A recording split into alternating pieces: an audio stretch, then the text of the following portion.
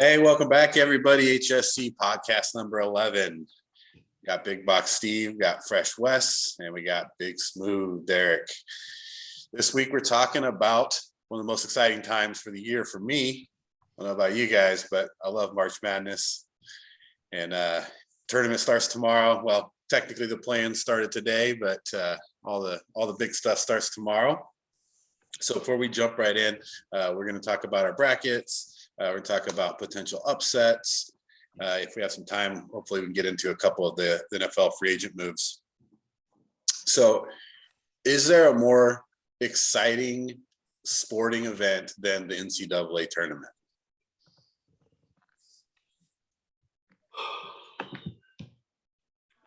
Well, not really, because I think it's goes for 2 weeks, and everyone at work and everything will fill out brackets, and it's just something everyone, like, you got people who don't even watch sports will fill out brackets. It's kind of a cool thing to get together.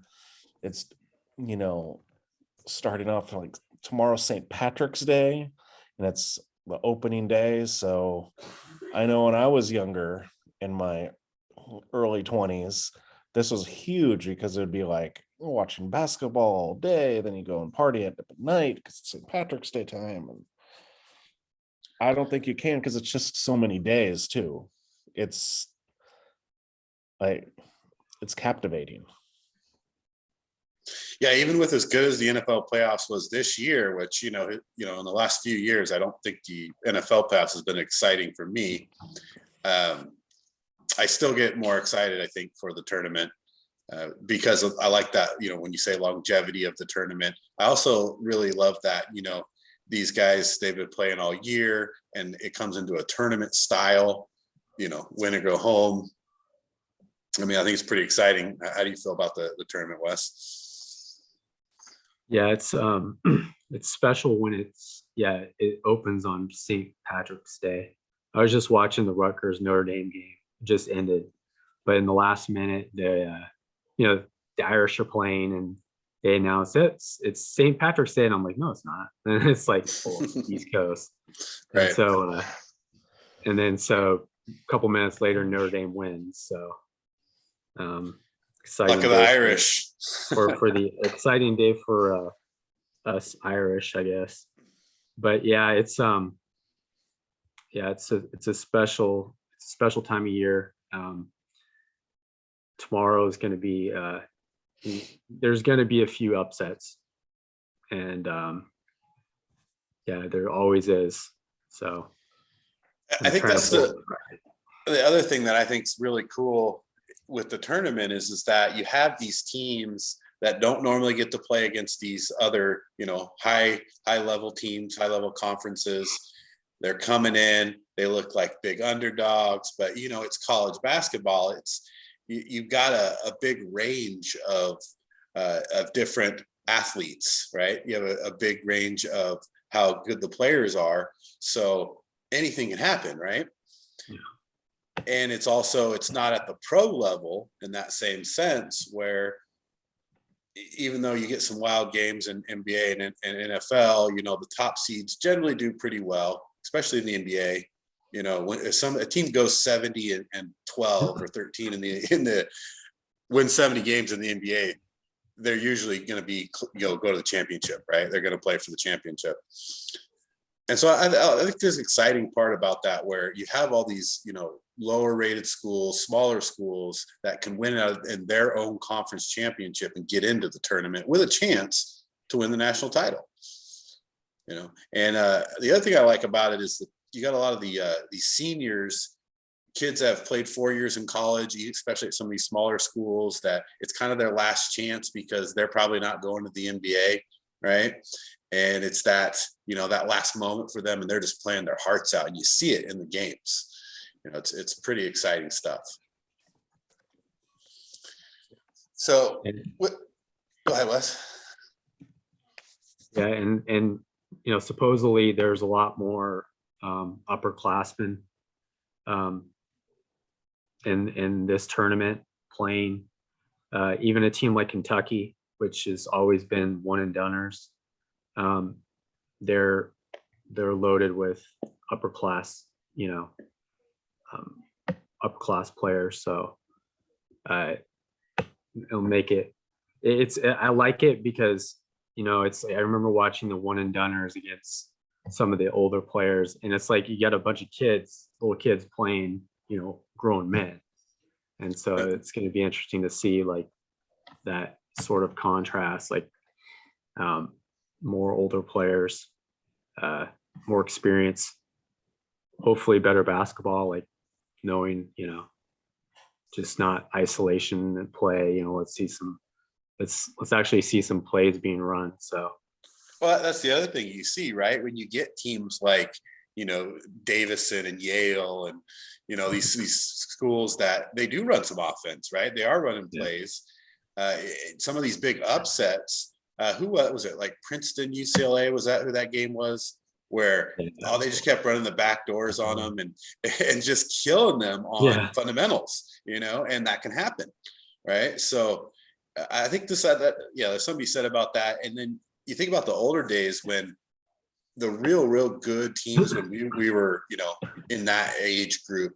I mean, remember the teams that we thought that were really great back then? It was all seniors, right? It was guys were playing all 4 years, and those were the teams that really did well. And so there was that change, I think, in college basketball where a lot of people started going out earlier, doing the one and done, trying to get the NBA. But the real good teams in my mind, as I think back, it's always the teams that played with the seniors played throughout the years. I think that's exciting stuff too. So speaking of upsets and brackets, so let's talk about. So you guys probably saw mine. Well, at least Derek, you saw mine. I have Gonzaga win it all. Sounds like Derek has Gonzaga win it all. So let's work backwards for a second. Wes, who do you have winning it? I guess. Yeah. I got Arizona. Overall, they're the second tallest team in the tournament. They play an inside-outside game. They're athletic. And they could shoot from outside. I just think that, I like Gonzaga. I wanted to pick them playing for the national title. I just think you get a team like Arizona or any team that's physical, it'll cause Gonzaga some problems. They don't have Suggs, a player like Suggs, like they did last year. But yeah, it was hard, but I when I look at overall, I think every game Arizona is just going to weigh on teams with just their big guys. I think a team's going to have to be very fortunate to beat them. Yeah, I agree. I mean, I have Arizona going pretty far too. I have going to the Final Four, but I have a little bit of an upset in the Final Four for Arizona. I have Arizona losing to Iowa in the Final Four. I have Iowa because Iowa's hot, and if they can continue to play like they're playing, like they could go deep, I think. But it's really hard. That was probably one of the toughest picks as I was going through, was that Arizona-Iowa game when I got there to the Final Four. That was kind of a coin flip for me. Kind of depends on who comes in hot, but I think Arizona has a legitimate shot, so I think that's a good pick. Gonzaga, two of the top players in the country. So, Derek, what's your thought process there? Are they just too good, or is it their road? Well, they got the experience. They were there last year. Drew Timmy's still there. Holmgren is pretty real deal too. They have size. That's one thing they do have. They have a lot of interior presence, and they got the experience because they were there last year. I just think they're going to finally get over the hump. Do you have them playing Duke in the Elite Eight? Oh, let's see here.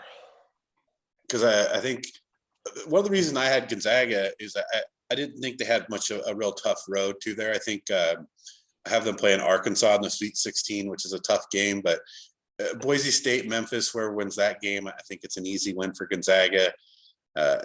Then they get to Arkansas or UConn, depending on, if Vermont or New Mexico State doesn't pull an upset.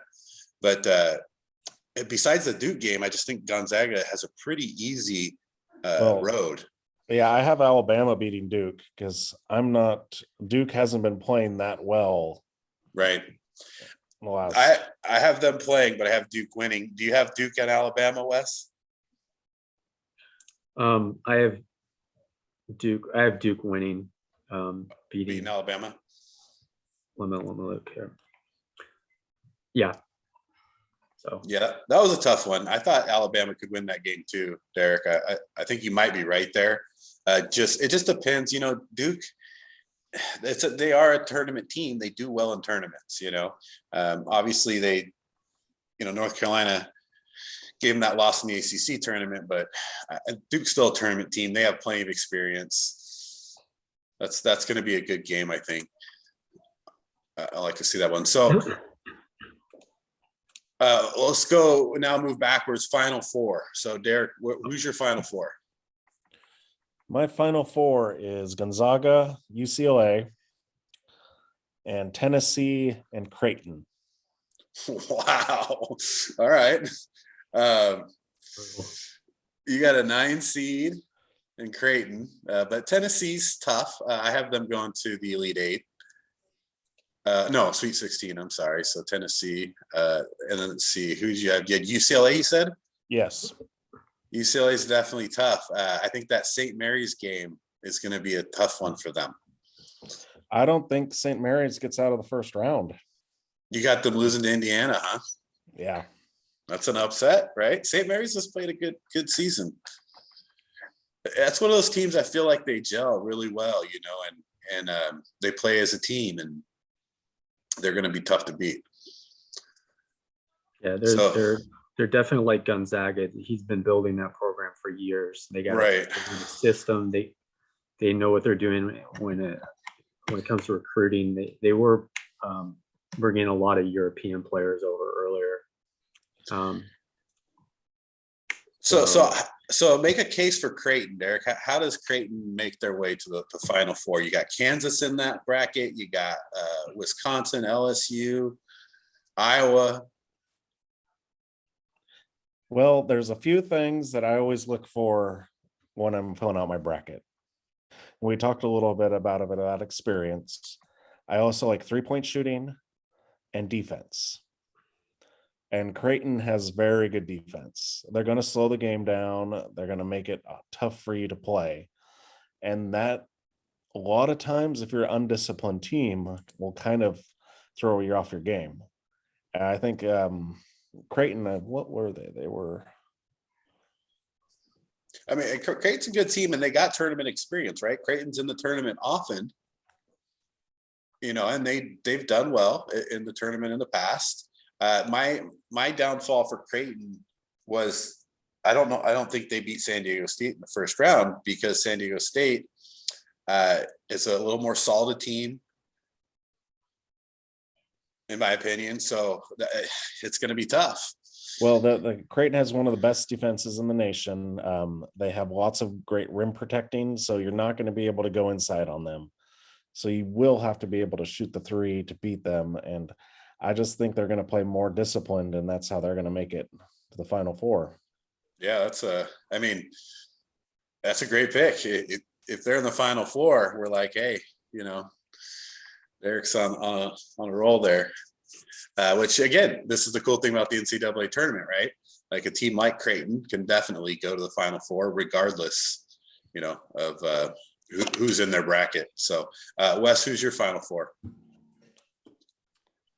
You got Gonzaga, Kentucky, Arizona, Iowa. So some pretty big teams in there, big names, right? Kentucky. So it's interesting. None of us have Baylor going to the Final Four. Yeah, I mean, I haven't watched. So how does Baylor get left out of this Final Four? I think Indiana beats them. I think Indiana is and Jackson is unstoppable inside. I think I have Indiana beating St. Mary's, and I just have them kind of surprising everybody until they get to Kentucky, and I think that's when, everyone's going to be jumping on the bandwagon, I think. But I think Kentucky overall just more talent. It was hard for me to pick Indiana, UCLA losing. I watched UCLA play Arizona, and UCLA was up in that game. They were handling Arizona, and Arizona was just too much for them inside. But I really like UCLA. I just think, whenever they go deep, I remember in '95 when they won the national championship. Next year they came back, and I think it was one of those years they lost in the first round to like some 13 seed, and it's just like they underachieve, and just seems like everyone's like, everyone's expecting them to do something this year, and I just think that this is the year they choke. Because they did well last year, but nobody expected them to do well last year, though. They were kind of Johnny a surprise. Juzang's not really healthy. Yeah, I think he's getting ankle problems, and if he's not 100%, it could disable them when it comes to going deep. So I have North Carolina going to the Final Four, beating Baylor, and Gonzaga on that side, and then Arizona and Iowa on the other side, and then of course Gonzaga and Iowa in the championship. But so North Carolina, I think Baylor loses to North Carolina because they're just coming in hot. I think they're riding a good wave here. I think they've gelled near the end of the season, where Baylor's been up and down quite a bit. And so that's where I have Baylor going out, is North Carolina. But I also have St. Mary's beating Indiana and UCLA. And so then North Carolina St. Mary's in that bracket. So that's how North Carolina makes their way. And then I have North Carolina beating Kentucky, riding that hot streak. So that was a tough game. I think Kentucky is hot, and it's hard to, and they're just a good team. And they may not be hot like some other teams, but they're just a good team. They got some good experience there as well. So working our way back, though, let's talk about some major upsets. So let's go to the first round here. We've already heard a couple, but so Derek, give us a couple upsets here. Oh, you're not going to like this one. I got Richmond winning in the first round. A lot of people do. Over Iowa. Right. Well, that would really hurt my bracket. They're a really good 3-point shooting team, and that in the tournament for upsets, that's what a lot of upsets are, when you get hot from three. It also can kill you, though. Yeah. They're averaging 86. Wait, no, they are averaging 40 points a night from their starting front court, and the guards, they're very efficient. And so, yeah, I just think it's going to be 3-point shooting. And the interesting one to go with that is why I have them going a little bit farther, is I have them playing San Diego State in the next round. Or South Dakota State. Yeah, South Dakota State. Yeah, because I have that same game, actually. So I have South Dakota State beating Providence as well. Yeah, South Dakota State's, I think they're the highest scoring team in the tournament per average. I have South Dakota State beating Providence upset. I got Illinois losing to Chattanooga. Because they're Illinois. Illinois was in Chattanooga. I mean, honestly, it's like you every year you look at a lot of these teams, and you're just right. You're like, okay, this one, a 13 sounds good here. It's like there's usually a lot of there's a 13 seed that comes in and wins, but Illinois, they struggle. Yeah. All the time. If they get it down low like they're supposed to, they should be fine, but they don't do that. My last one is New Mexico State beating Connecticut. They go 14 deep. They have 14 players that play over 10 minutes, so they're gonna tire them out. Yeah, I mean they score a lot of points. I mean UConn scores more in a much tougher conference. So I went with UConn on that one, but I could see that. Yeah, I think there's a chance there. Yeah, I could see that. I don't have a lot of upsets. Too many. I got Davison beating Michigan State, which is a little bit of an upset, I think. Michigan, I've beaten Colorado State, which you're talking about a 6 Colorado State seed and 11 Michigan. I don't know, that's a huge upset, but seed wise and bracket wise, that's a little bit of an upset. Let's see, Virginia Tech. I have Virginia Tech beating Texas. That's another 11 against the 6. But, I have all those too. So Derek, you're heavy on the upsets. Well, some like Vautech won the ACC. They're hot. Right. Yeah. I look at who's coming in hot. Also, what are the teams that can make a lot of scoring runs? I think the NCAA tournament comes down to scoring runs during the game is what really swings the games and momentum. So a team's ability to play defense, but then score, go on those scoring runs, I think is important. Yeah, one thing on Providence, why I have them losing, they lost by 27 to Creighton in the Big East tournament. You don't lose 27 points in a tournament game. But Providence had a good season, though. I mean, yeah, that's a tough loss, but it's just another night at the office, can happen to any team. What they go 25-5 or something like that? Yeah, 25-5. That's in a tough conference, but still, they drew, I think, one of the toughest games when you're talking about playing a 13 seed. I think that's that South Dakota State game. That's a tough draw for them. So here's an interesting one. I hear you guys' thoughts on this one. So I have Miami going to the Elite Eight. Beating Wisconsin, beating Auburn, and beating USC. I do too. I have Miami beating Auburn and Wisconsin.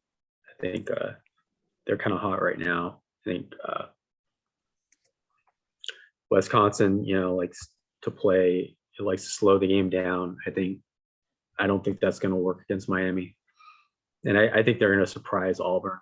But well, I think they're super athletic. They definitely didn't draw, I think, the toughest bracket. I think that bracket to me is pretty wide open when you look at that portion of the bracket. I think, Kansas on paper should go to the Final Four out of that bracket. 1 seed. We're talking about Kansas here. How many times as a 1 seed do they actually go to the Final Four? I mean, they're scoring almost 80 points a game. They're 28-6. They got one of the better records against top 25 teams. I mean, I know it's Kansas, right? But again, on paper, you would pick Kansas going to the Final Four here. Wes, any other big upsets? Or even minor upsets? Some minor ones. I got San Francisco winning. I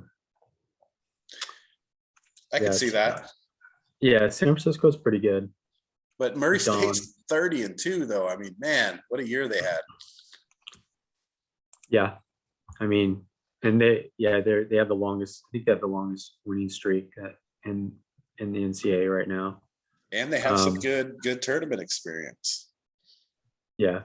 Virginia Tech beating Texas to me is not an upset, right? They're 11. Texas is 6. Indiana. I got Michigan, but that, Loyola, Chicago's at 10, Ohio State's at 7. Not really that big of an upset. I don't have a lot of upsets like usual. Not a lot. I don't have a 14, or I do have a 113 in Chattanooga, but might be one of those years where the upsets don't really happen until the field of 32. I remember a couple of years like, oh, it's not a lot of upsets, and then the next day it's like, okay, it gets to 32, and something Right. wild happens. So something's going to happen, whether it's going to be 64 or 32, but one seed's probably going to go down. I think Kansas. I'd say Baylor is most likely just because of injuries. But not watching so much of, I haven't seen much of Baylor, but Kansas seems like they always choke, but you never know. It's one of those years where it's like, oh my, they have the talent and the size. So So who's your guys' first 1 seed out of the tournament? Baylor. Baylor goes out first as a 1 seed. Yeah. I have Baylor and Kansas both going out in the round of 32. So Wow, 2 1 seeds in the round of 32, huh? Yeah. I got Baylor. I got Baylor going out in the round of 32. I got Kansas going out Sweet 16. I got it.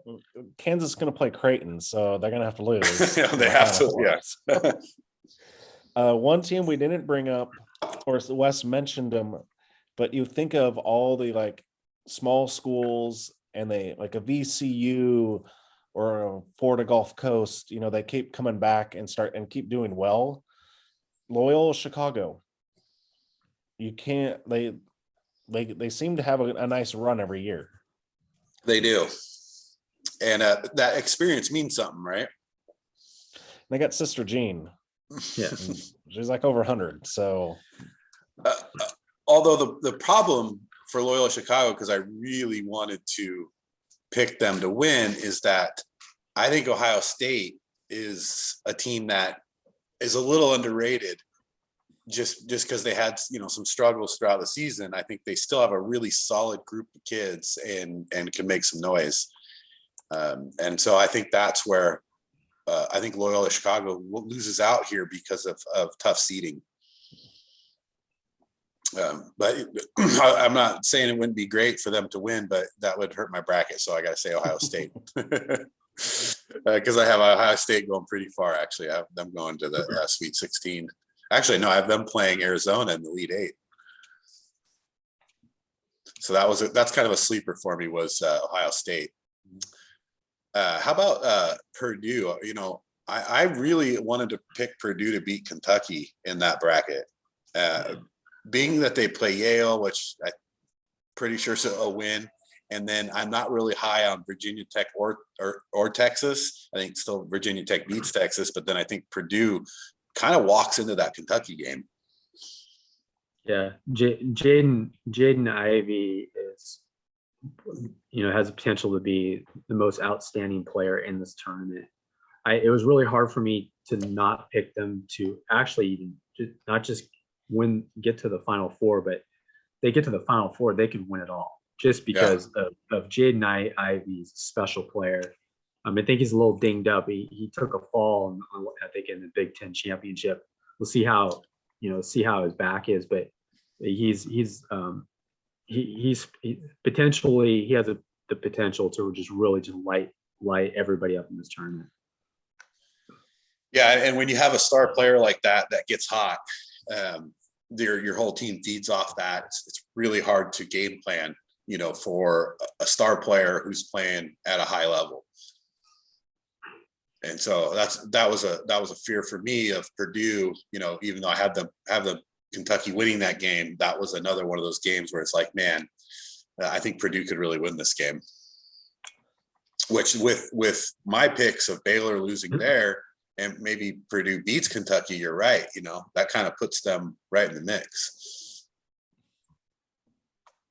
So that's a tough one. I kind of look at last year and everyone said all these Big Ten teams are going to be amazing. And look what happened to them all. Right. Yeah.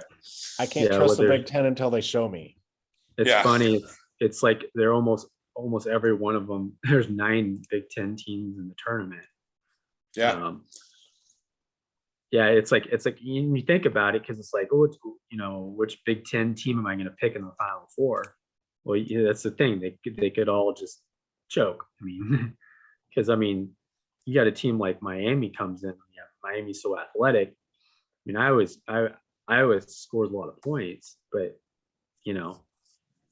again, it would be never know. I mean, Well, it's everyone's that- picking Richmond to beat Iowa. So It's that whole,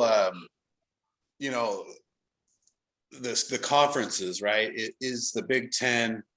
Let's use football as example, right? SEC, ends up playing the Big Ten, and the SEC walks on them because they have all this athleticism. Is that the same for college basketball as it is for college football? yeah, potentially. The Big Ten. Seems like you have teams like Wisconsin. Traditionally, they play defense. They like to slow the game down. Indiana, same thing. Yeah, it's. Illinois. It seems like that's just. They seem like they don't have the overall athletes at people, the players that can jump out of the building, as you have in the SEC and ACC. Yeah, I hope you guys aren't right, because I got a lot of Big Ten teams winning in the first round. Because I feel like the Big Ten was a strong conference overall this year, which is why they had so many teams in the tournament. And I think they got a lot of good competition playing each other, plus teams outside their conference too. A lot of them did very well against top 25 teams overall. I think most of them were above 50% in their top 25 wins. So, yeah. Maybe that translates, maybe it doesn't, but I feel like the Big Ten, even though they've had struggles in the past, have a better year this year, hopefully. Otherwise, my bracket's screwed. So yeah, let's hope you guys are wrong there. Let's see. So, Derek, you got a lot of upsets in there. Yeah, I feel like we kind of ran through all these that I want to go through on the brackets themselves.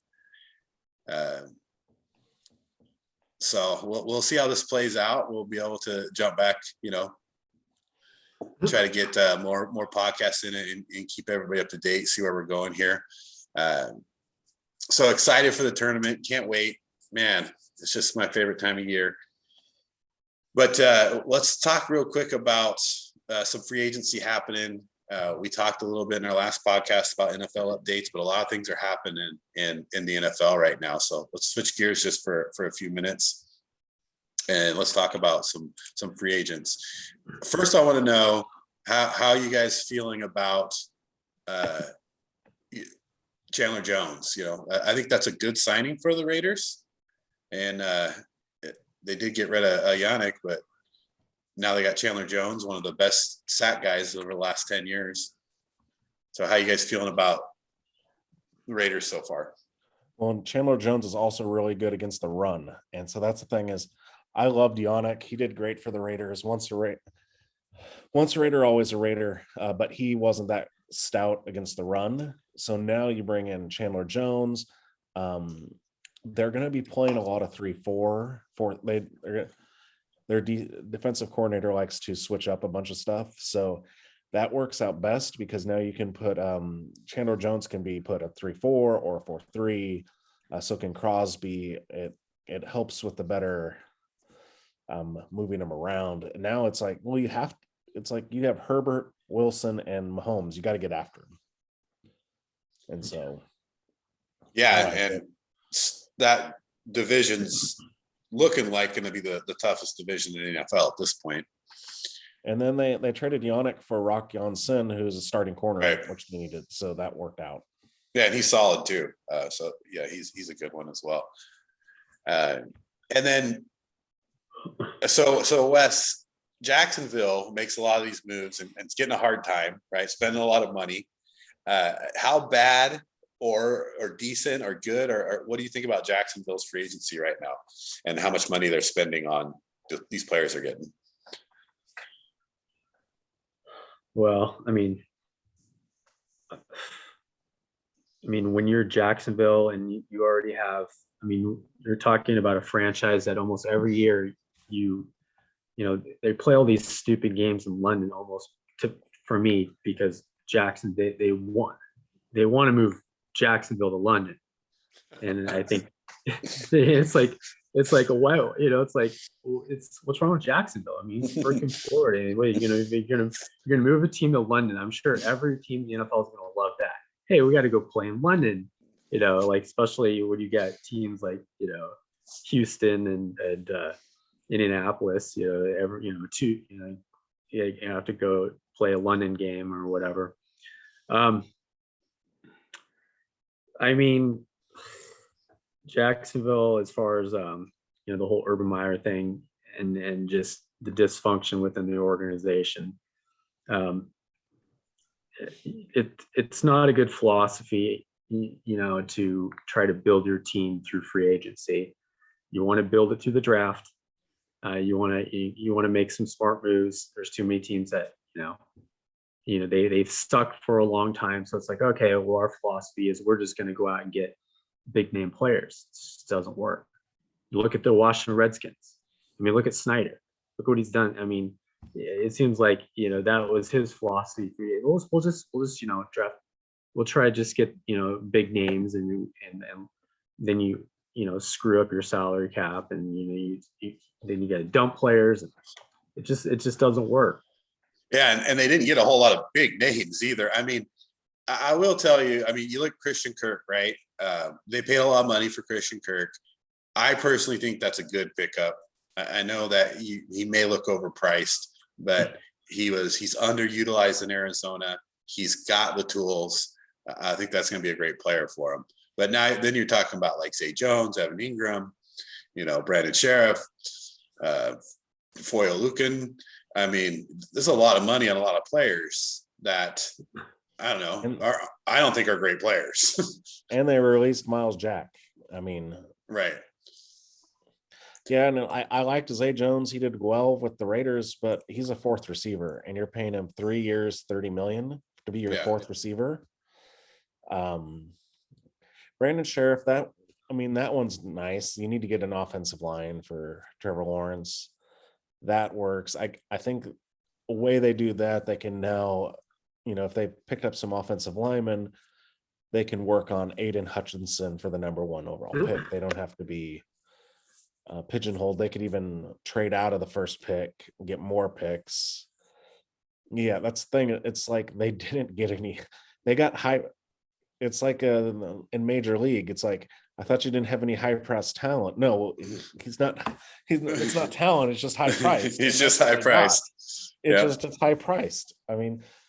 Christian Kirk. It's like he's a nice player, but you're looking at that contract and you're like, Robinson's out there going like, what the? I'm like, give me that money. Yeah, no, but you don't bring Robinson back to the Jacksonville. No. I don't. Yeah, so that was a tough one, and I don't think I think at this point, Christian Kirk was the best pick for a receiver with who didn't get signed already or tagged. And I think they just really wanted to add somebody with some kind of explosiveness. And I do think Christian Kirk brings some explosiveness. He's fast. He runs great routes and he catches the ball. So they could have just re-signed DJ Chark. Right. Very similar, but I think Kirk's better than Chark, especially work ethic wise and attitude wise. So here's another one I want to talk about is the Chargers, because this directly affects you guys. How good has the Chargers free agency been? That's defensively, they of course they have to get Khalil Mack. Yeah. So we got to see him twice a year. JC Jackson, I mean, shutdown corner. You know, that was a huge pickup, and in division where you see Mahomes, you see you know you see Russell Wilson You now. see Russell Wilson now. Yeah. You need a shutdown corner. They got that. Re-sign Mike Williams. Josh Harris. So the Chargers are loading up because I mean you got Justin Herbert. Still, I mean he's underrated, and he's going to be one of the most talented quarterbacks in the league for a decade if he stays healthy. Offensively, they have the weapons. The re-sign Mike Williams. You just got to build up that defense and it looks like it's a championship caliber defense to try to hold down the Chiefs. Yeah, I feel like they kind of had the Chiefs in mind with a couple of those signings. I think they overpaid a little bit for JC Jackson, but at the same time, like you're not going to get a better agent. Right. It's top free agent, top corner out there. He's one of the top interception guys, but he's also a good corner. He's not just about interceptions like a Trayvon Diggs or something like that. He is a corner, and I think that's an advantage for them. So. And then now you got the Broncos, Derek. So you got two teams that made moves in your division. So how good was the Broncos free agency? Well, they haven't really. Russell Wilson. It was just kind of Russell Wilson right now. Randy Gregory. And Randy Gregory. Gregory's a great pickup. To me, that is just hilarious. The hubris of the Dallas Cowboys. Right. They gave him the contract. He's going to sign. And then they're like, no, we're going to change it. And then he's like, boom, I'm out. Crazy. Yeah. And DJ Jones is good defensive tackle, though, too. I mean, that's a solid inside guy. The only thing I've noticed is Mark Schlereth brought this up because he's a Denver guy. And I think a lot of people have overvalued Denver's receivers. That's interesting. So talk more about that. So Sutton, like Judy, you think he's supposed to be great, but he hasn't been. He reminds me a lot of young Amari Cooper, where he flashes, but he has lots of drops. Sutton has been good, but you haven't really seen anything out of Hamler. Tim Patrick has been decent, but it's not like they made it sound like Russell Wilson's going into this juggernaut offense, like Peyton Manning came in to that offense with Demaryius Thomas. And it's not as potent as everyone makes it out to be. Do you think that not having a good quarterback with those guys has made them less potent, or do you say you still think that it's not quarterback related? The guys just aren't as good as people think. I just don't think they're as good as people think. Like Cortland Sutton, I think he can be a number one. Judy's, I believe Judy is really good. I just haven't seen him be really good yet. Okay. And so Javonte Williams, he's nice. He's a good pickup. He's a good running back, but their offensive line is still not that good yet. And what is Russell Wilson wanted to leave Seattle for? Because his offensive line was horrible. Now you got who sacked Russell Wilson more times than anyone? Chandler Jones. Right. Yeah, I thought the reason I wanted to hear more about that because I think there's a case for that they're not, but they're young is for me is what I see in them. They're still young enough that we don't really know yet how good they can be, especially Judy for sure.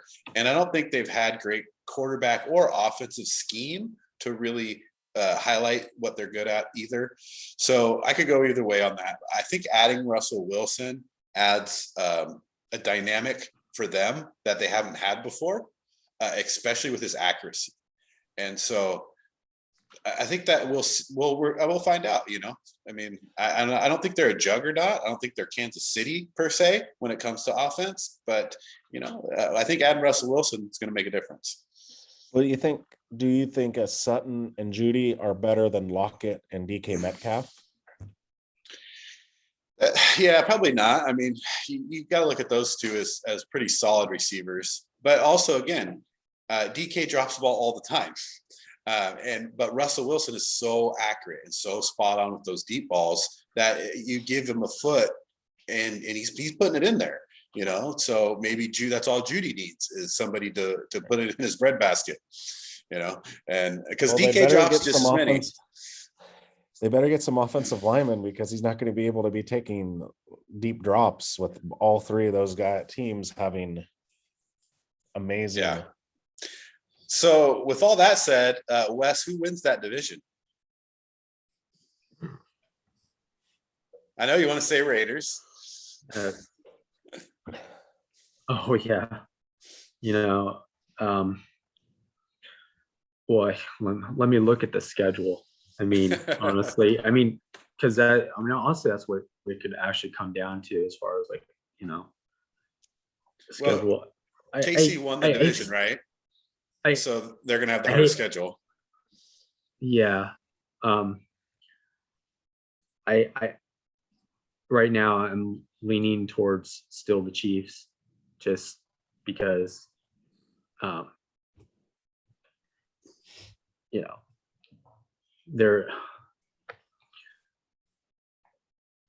offense. I mean, is I think everyone's going to beat up on each other. It's not going to be like, you know, the NFC North. I think that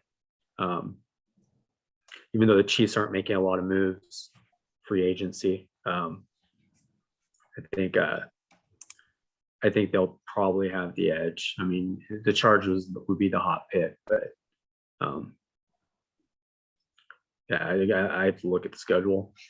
Yeah, I mean, it's tough. I mean, I've seen some pre-Vegas numbers on the Broncos, and they're getting some odds. They're one of the higher odds teams to win the Super Bowl. And now we're talking about in a division with Kansas City, with the Chargers, with the Raiders. You know, so yeah, you know,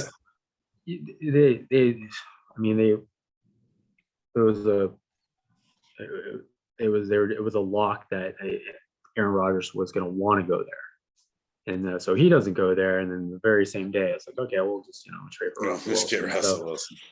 And so it's gonna be really weird just to see Russell Wilson in a Broncos uniform and how he adjusts to, you know, what kind of leadership is he going to bring to that organization, you know, to change, you know, the culture of, you know, not having, honestly, a legit quarterback. And let's not even talk about Peyton Manning, because when Peyton Manning had, you know, came in and you know, he was great for a couple of years, and then he but you know, can he come in and just change the culture of the franchise and actually just knock off the Chiefs? I guess the question is Russell Wilson that good? Derek says no. Yeah, I mean he's been hit a lot. Yeah. And you know, when you're a quarterback, and you don't hear too often a quarterback that, you know, he's getting hit so much that he actually just goes to the organization and say, you know, you guys got to help me here because I'm getting killed out there. So what does that do to his confidence? Is he gun shy? Is he, you know, you know, throwing the ball high? Is he, you know, is he hearing, you know, is he hearing footsteps? It's going to be interesting. And then the other thing is, like, okay, you know, how does it, when he's going through his progressions, like, how is it going to, you know? Well, does he understand the offense? I think that's a big thing. Yeah. Yeah. And so Kansas City, Derek, what do you got? Well, I hate to say it's too early, but I need to see if the Chiefs get another receiver. Yeah. If Well, they and get if a Ju- they lose, looks like they're gonna lose Honey Badger too, but they yeah, signed Reed. that was my other thing. They have lost Honey Badger because they signed Justin Reed. Right. So we'll see what that happens because he was the leader of that defense. So I don't know. Honey Badger, come to the Raiders, please.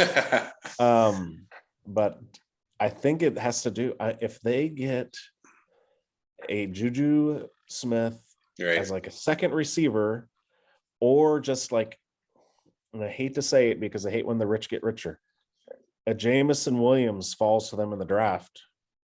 I mean, they have the luxury of taking him. So Right. they can wait until he gets healthy.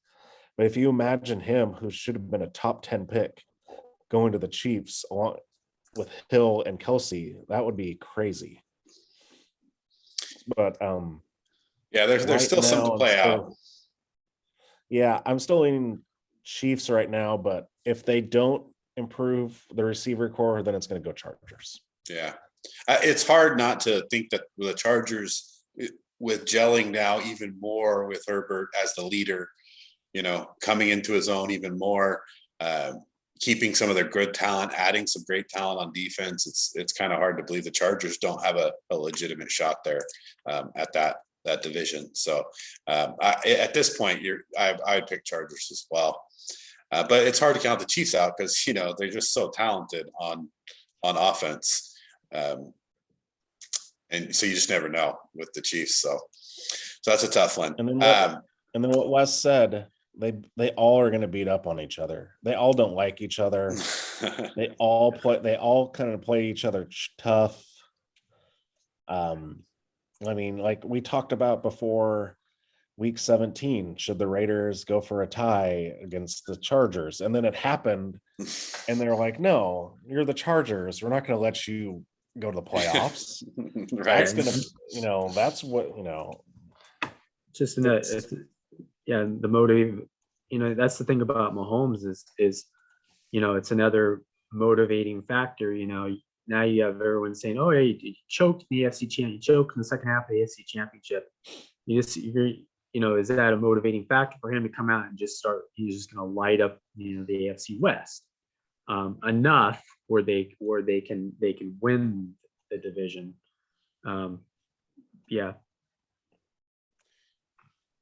Yeah, it's gonna be fun to watch. I got to tell you, I'm excited for your guys' division. I always follow it, right, because, you know, of course you guys we're watching games together, but it's going to be extra exciting this year in that division. So two more things I want to talk about before we wrap up is first of all, let's talk about Deshaun Watson for a second. So obviously it looks like Deshaun Watson's back, you know, back in the mix. Teams are talking about him. They're wanting him. They got people visiting, talk about trades. So any thoughts on where Deshaun Watson ends up or should end up besides jail? I mean, I'm just saying where he should end up, but no, he's going to end up in a team, obviously. What I've been seeing is what it's down to the Falcons, the Browns, the Saints. There might have been one other team. Carolina, the Panthers. And the odd one is I think he's going to go to the Falcons. I think that's a good spot for him. And then Matt Ryan gets traded to the Colts. I mean, Matt Ryan has got the most ridiculous contract in history. Is he going to make $50 million this year? Well, I mean, they just traded. I mean, you've had the Stafford and the Lions trade. I mean, to get a franchise quarterback, you'll give up a bunch of cap space to do that. So I think they're willing to. Well, and Ryan was willing to restructure also. So, right. Is there no chance he stays in Houston? No chance. No chance. No, there's no way. I mean, Houston didn't have a terrible free agency. They went and got a lot of mid-level guys. They improved as far as depth. Yeah, he hates he hates ownership. He hates the general Okay. manager. He I hates think the them all. feeling is mutual. And not only that is when you're talking about, someone actually giving up 3 first-round picks, which I don't think it's going to happen. But Well, what about I mean, they're welcoming the idea of, of course, right? built, What about Cleveland? Baker Mayfield's already saying his goodbyes. Is that just because he sucks? Yes. I mean, it's because it's because I mean, let's be nice. He lacks confidence. When you put a statement out, and you haven't even been. I mean, you haven't even been let go yet. But right. I mean, That's what I'm saying. I think he saw the writing on the wall during the season, realizing, hey, you know what? Maybe I shouldn't be doing all these commercials because I'm not that good. Well, It, let's say Baker's part of a trade though to Houston. Is Houston, is he for a formidable enough quarterback to Baker to go in there and play quarterback for Houston? to play for Houston, I mean, they got Jeff Driscoll. I mean, Well, no, they've got Davis Mills. They like yeah. Davis Mills. They don't want a quarterback, actually. That's what the whole thing was with the Dolphins and the Eagles. They didn't want a quarterback back. They just want the draft picks. And I don't know if you could see this very well, but it's a train. And this was Duke Johnson posted this because back when Duke Johnson wanted to be traded away from the Browns, Baker Mayfield came out and goes, if you don't want to be on the train, you just need to get off of it. And he posted that showing that the train has been blown up because of Baker. It's derailed. It's on fire. Okay, yeah, so that's interesting. So Deshaun Watson, maybe to Atlanta. I think the Saints need him, right? Like you can't go with Taysom Hill. You need a quarterback down there. But Carolina, though, I mean, they just got what's his name from the Jets. Yeah, but he sucks. They're already done with him. Yeah, everyone wants him to be good, and everyone thinks every year he's going to be good. He's just not good. I mean, and so I think Carolina make it a pretty strong pitch. But I heard someone say today, when it comes to Deshaun Watson, it kind of does, what city you go to matters. When you have accusations against you, you're going to face civil charges too. You're going to have like possibly 9 people come after you for civil charges. Not only that, the NFL is going to give them some games.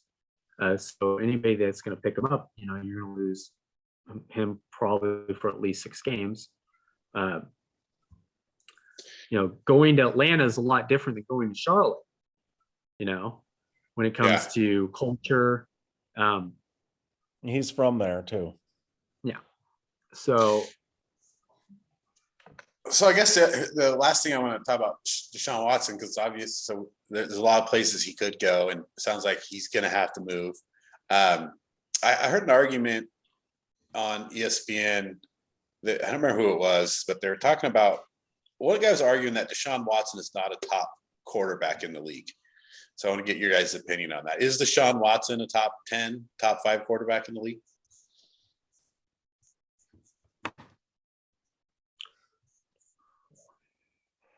He was, but that was 2 years ago, and they still never did well with it. I mean, his last year they were 4-12, I think, before he sat out.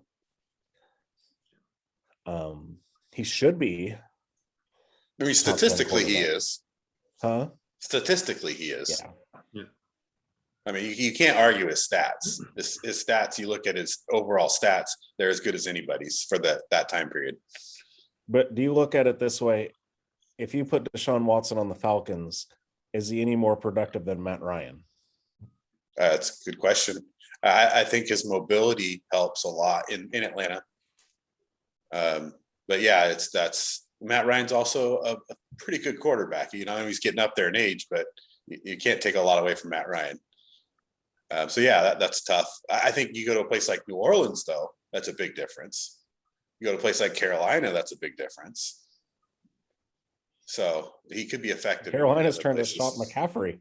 I saw that too. So Yeah. So that's interesting. So you guys aren't really thinking that he is a top quarterback. Does he deserve that 3 first-round picks and $120 million contract? Yeah, depends. You know, I guess it depends the team that's going to be around him. I mean, yeah, he brings you a dual threat aspect. You know, if he doesn't have the weapons, maybe like he does have, and you know, he goes to Carolina. You know, he can make up for it with his athleticism. Yeah, I think New Orleans is an interesting situation because here you got 2 quarterbacks that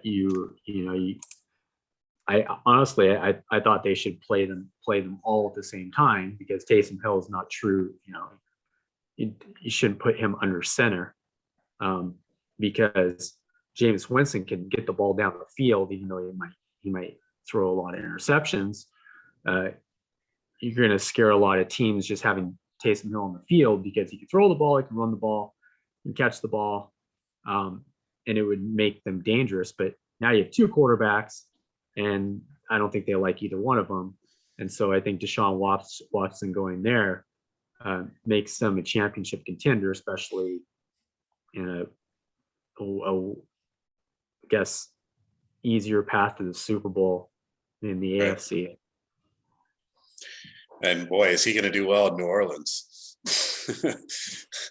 He had problems in Houston. He's got to do well in New Orleans. Oh, yeah. Hey, It's a red state. Yeah. Just like Georgia. It'd be all right. Okay. So that's interesting. Okay. Yeah. And so that kind of, I want to talk a little bit about Baker Mayfield. We kind of touched on that, though.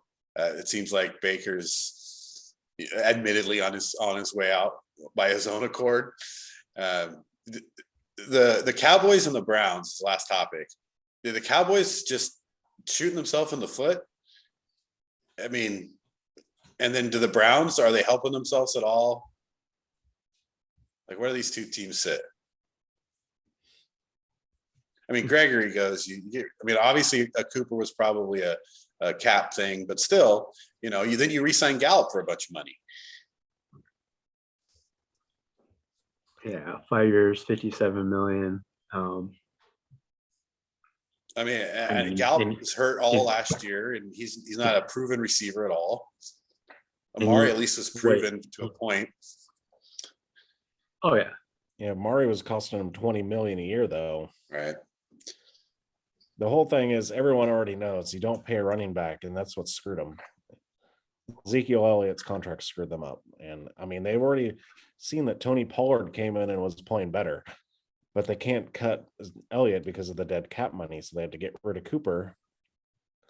And so they needed to sign Gallup because they had no one else. And then Cedric Wilson left too. So it is Gallup and Lamb right now. Yeah, Schultz, great tight end. Yeah. So they've still got weapons. I think you're right. I think Zeke hurt them a lot, especially on that cap, and not just money wise. He just hasn't played as well with the intensity that I think he came in the league with, recently. I think he came in with a lot of intensity and he lost it pretty quickly. But, letting Gregory go too. Maybe they didn't do it on purpose or they tried to restructure or whatever, but still that's a huge loss for them. So I feel like Cowboys might see another downturn in their season next year. And then, the Browns, now you come in, then you sign Amari, Jarvis Landry's gone, OBJ's gone, Baker Mayfield's gone, Clowney's gone. I mean, what are the Browns back to a number 1 pick status next season? Yeah.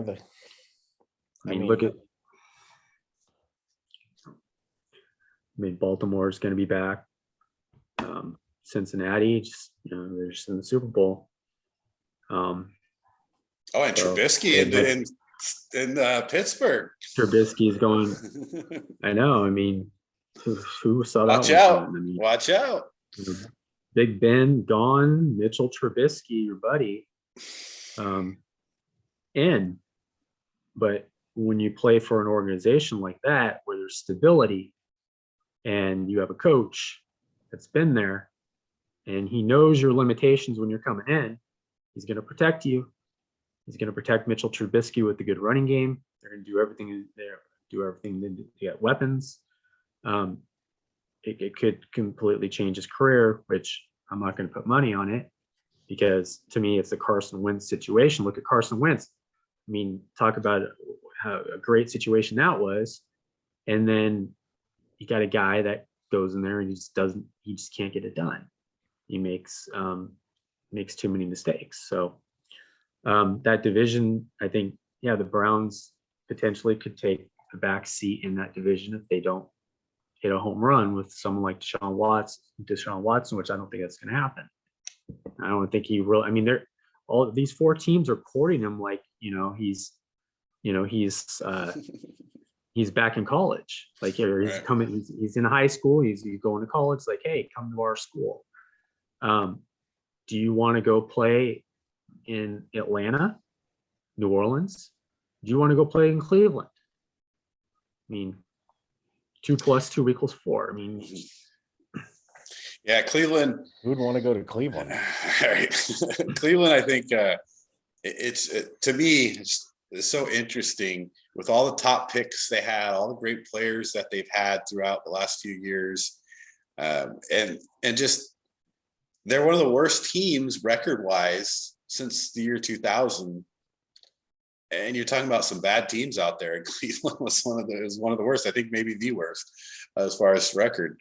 So I do see him going back that way. So unfortunate things happening in Cleveland as well. Well, Cool. I mean, it had to be. It's like you took Baker. No one thought you should take Baker Mayfield 1. Right. And if you look at this draft, you could have had Josh Allen. Yeah. I mean, well, yeah, you could have done a lot of different things with your team there. you could have had Lamar Jackson.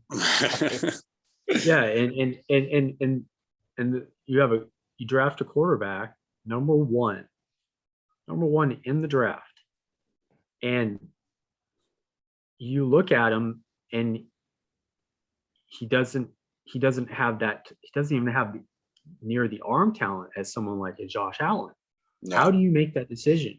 How do you pull the trigger on that? Like, okay, I'm going to take this guy who does not even have the arm talent, or even Lamar Jackson. Like, okay, look at. I mean, this guy is a generational talent. I'm going to take this guy. What? Because he had a good game in the Rose Bowl? Because he did well in the Big 12? Like, he's product of the system. With the system, with a coach that everybody wants him to come to the NFL because they think Lincoln Riley is basically designing these offenses in the NFL. They're going in Lincoln Riley, and so you got a system quarterback like Baker Mayfield comes in. Well, we're going to take the guy number 1 because what? He's got better arm talent than Josh Allen. He's more athletic. He has better upside than Lamar Jackson. Yeah, no, that's the thing is that he coming out of college, he was a part of a great system at Oklahoma, and it was easy to be a great quarterback there statistically, and win games. And so it made him look better than he actually was, which was unfortunate for Cleveland. But I've never been a believer in Baker Mayfield, just because what you're talking about is he's not great at anything. He doesn't have a strong arm. He doesn't make the best reads. He's not super mobile. I mean, he can move. He can throw the ball, right? But he just doesn't do any one thing really well. He's kind of mediocre at everything he does. So that's a tough number 1 overall pick. The whole thing they talked about with him was he's going to go number 1 because he's a competitor, he's a team guy.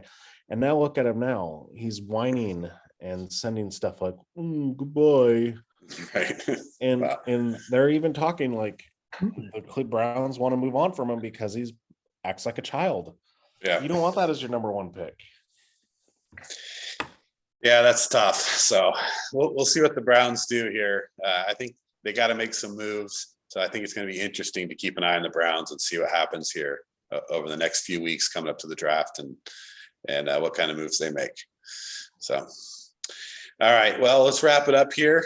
Good, great stuff there. If you guys are out there watching, keep watching for our follow-ups with the March Madness. It's awesome. Can't wait to see these games start. And then what else we got coming? We got coming. We're going to do barbecue smoking on barbecue. So that's going to be a good podcast coming up for everybody. So don't forget to subscribe and please leave a like and comments, what you want to see, anything that you heard that you agree with, or, you'd like to hear more. Again, don't forget to subscribe and like and hit that notification bell so you see the next podcast come in. So any final thoughts, Derek?